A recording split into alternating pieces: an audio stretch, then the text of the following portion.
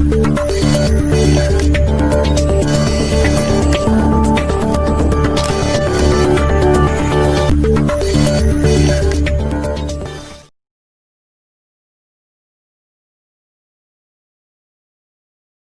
मैं प्रभात रंजन दीन।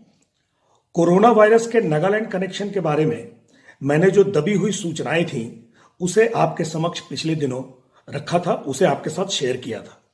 आपने उसे सुना और जाना और उस पर आपकी व्यापक प्रतिक्रियाएं भी मिली। इससे हम 300-400 लोगों के बीच एक सार्थक आत्मिक संवाद बना।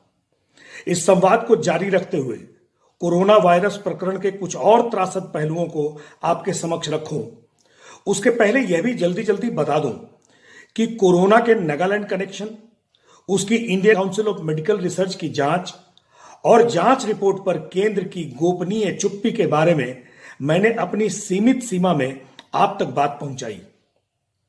फिर पत्रकारीय दायित्व के तहत मैंने वह खबर उन सभी स्वनामधन्य बड़े पत्रकारों को ईमेल और व्हाट्सएप के जरिए भेजी जो टीवी या अखबारों में या तो मोदी के खिलाफ बोलते लिखते रहते हैं या मोदी के पक्ष में बोलते लिखते रहते हैं। लेकिन दोनों ही तरफ के महान पत्रकारों ने यह खबर नहीं उठाई। दक्षिण भारत के एक अंग्रेजी अखबार ने खबर उठाई, लेकिन यह भारत की मुख्य धारा तक नहीं पहुंच पाई।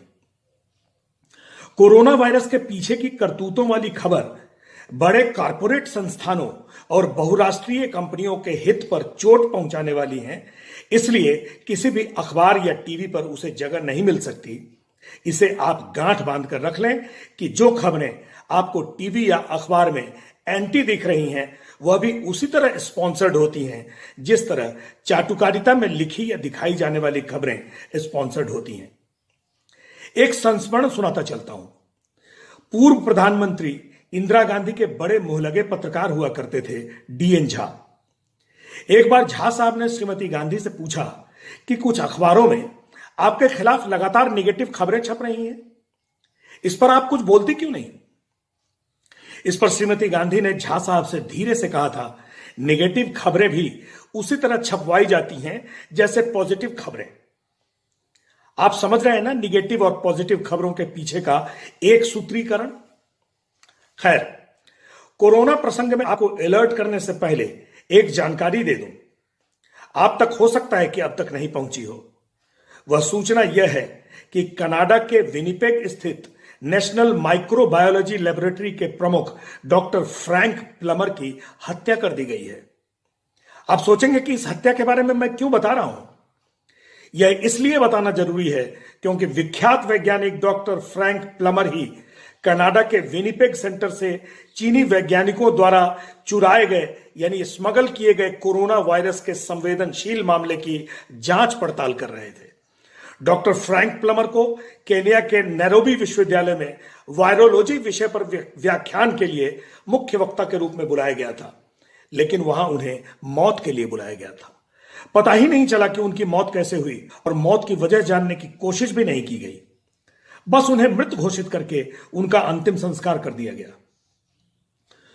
कोरोना की रहस्यमय विस्फोट की जड़ें तलाशने में लगे वैज्ञानिकों का सफाया हो रहा है। किसी की मौत पर चुप्पी साध ली जा रही है तो कई मौतों को कोरोना वायरस का असर बताकर उस पर मक्कारी की मिट्टी डाल दी जा रही है। कनाडा और अमेरिका से कोरोना वायरस के खतरनाक पैथोजन की स्मगलिंग में चीन के वैज्ञानिक वेशधारी एजेंट किस कदर इन्वॉल्व थे, इसे अगर फिर से ताजा करना हो तो आप पूर्व के वीडियो देख सकते हैं। अब मैं उस बात पर आता हूं जिसके लिए अभी आपका वक्त लिया।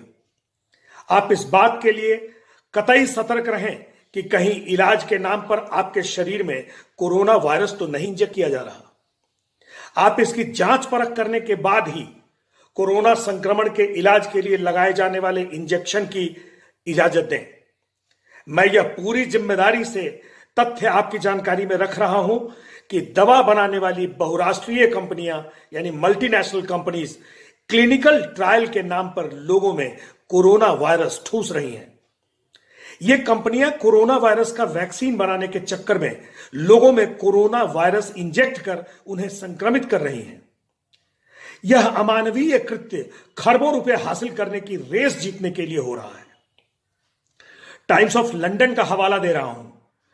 टाइम्स ऑफ लंदन लिखता है कि कोरोना वैक्सीन बनाने की मारामारी या आपाधापी तकरीबन 2 खरब रुपए यानी 200 करोड़ डॉलर हासिल करने के लिए हो रही है। इसके लिए बड़ी बड़ी कंपनियां मानवीयता के आधारभूत नैतिक मूल्यों यानी बेसिक प्रिंसिपल्स को ताक पर रखकर पैसे देकर लोगों को गिनी पिग बना रही हैं। ब्रिटेन की एक मेडिकल शोध कंपनी इस क्लिनिकल ट्रायल के लिए तैयार होने वाले प्रति व्यक्ति को $4,500 दे रही है। न्यूयॉर्क पोस्ट में बाकायदा विज्ञापन और खबरें छपी हैं। डॉलर लेकर क्लिनिकल ट्रायल के लिए तैयार होने वाले लोगों में कोरोना वायरस यानी कोविड-19 के 2 डोज इंजेक्ट किए जा रहे हैं और उसके असर का सूक्ष्म निरीक्षण किया जा रहा है। एक अमेरिकी कंपनी थोड़ा कम डॉलर लेकर ट्रायल के लिए लोगों को पटाने का काम कर रही है। अब आपको मैं उन कंपनियों के नाम बताता हूं। लंदन स्थित कंपनी HVO और ओपन ऑर्फन साझा तौर पर कोरोना वैक्सीन के क्लिनिकल ट्रायल के लिए फ्लू कैंप आयोजित कर रही हैं। ऐसी 2 दर्जन से अधिक बहुराष्ट्रीय कंपनियां इस रेस में शामिल हैं। अमेरिका के सिएटल स्थित कैसर परमानेंटे नाम की चिकित्सकीय संस्था बड़े जोर शोर से 45 स्वस्थ लोगों को लेकर 14 महीनों का क्लिनिकल ट्रायल शुरू कर रही है। इसमें 45 स्वस्थ लोगों में कोरोना वायरस के डोज ठूंसे जाएंगे और उन्हें 11 बार अस्पताल आना होगा। उन्हें प्रति डोज के हिसाब से $100 यानी कुल $1,100 दिए जाएंगे। यह आधिकारिक सूचना है जिसे मैं आपकी जानकारी में ला रहा हूं। यह मैं पतंग नहीं उड़ा रहा जैसे मीडिया के कई स्वनामधन्य लोग उड़ाने में लगे हैं। मौलिक जमीनी मसला छूते नहीं, बेमानी के पतंग उड़ाते रहते हैं। आप यह भी जानते चलें कि कैसर परमानेंटे के संस्थापक हेनरी जॉन कैसर दूसरे विश्व युद्ध काल में युद्धपोत बनाने के काम में मशहूर थे। बाद में उन्होंने मेडिकल क्षेत्र में प्रवेश कर अपने पार्टनर सिडनी गारफील्ड के साथ मिलकर कैसर परमानेंटे अस्पताल और चिकित्सकीय शोध संस्थान की श्रृंखला स्थापित की। माफी चाहता हूं, अचानक बीच में फोन आ जाने से बाधा आ गई। खैर, आप यह तो अखबारों में और टीवी पर देख रहे हैं कि सैनिटाइजर ब्लैक में मिल रहा है और मास्क की कालाबाजारी हो रही है, लेकिन आपको यह कहीं नहीं दिखाया जा रहा है कि कोरोना वायरस की रोकथाम दवाई, बायोटेक रिसर्च और वैक्सीन के नाम पर बड़ी बड़ी कंपनियां किस तरह अंधाधुंध कमाई कर रही हैं। 3500 करोड़ डॉलर के वैक्सीन बाजार पर ग्लैक्सोस्मिथक्लाइन, सोनोफी एडवेंटिस, मर्क और फाइजर जैसी बहुराष्ट्रीय कंपनियों का आधिपत्य कायम हो चुका है। इनके साथ साथ और कंपनियां भी कोरोना लूट में कूद पड़ी हैं। बायोटिक शोध की 3 बड़ी कंपनियां कोरोना वायरस ड्रग्स शीघ्र हासिल करने का दावा कर रही हैं और इस दावे पर ही लाखों डॉलर खनखना रही हैं। गिलीड, मॉडर्ना और नोवावैक्स ने गिरते शेयर बाजार के बीच भी खुद को बेअसर रखते हुए अपनी बढ़त बनाए रखी है। इन 3 कंपनियों ने कोरोना वायरस निवारक टीके और उपचार शुरू करने की दवा विकसित करने का दावा करके अकूत धन बटोर लिया है। कई बहुराष्ट्रीय कंपनियां तो निस्संक्रमण के छिड़काव वाला रसायन यानी स्प्रे डिसइंफेक्टेंट बना बनाकर अपना खजाना भर लिया है। हम आप लुटते रहने और क्लिनिकल ट्रायल के नाम पर मेडिकल दुष्प्रयोगों का शिकार होते रहने के लिए बाध्य हैं, मजबूर हैं। हमें सतर्क रहना है और नागालैंड के मिमी गांव में 85 भोले भाले आदिवासियों पर जो एक्सपेरिमेंट किया गया, जो दुष्प्रयोग किया गया, उस तरह का शिकार हम ना हो। हम एक सब्जेक्ट, एक मेडिकल ट्रायल, एक क्लिनिकल ट्रायल का सब्जेक्ट न बने, इसके लिए हमें सतर्क रहना है, सचेत रहना है। आप स्वस्थ रहें। नमस्कार, जय हिंद।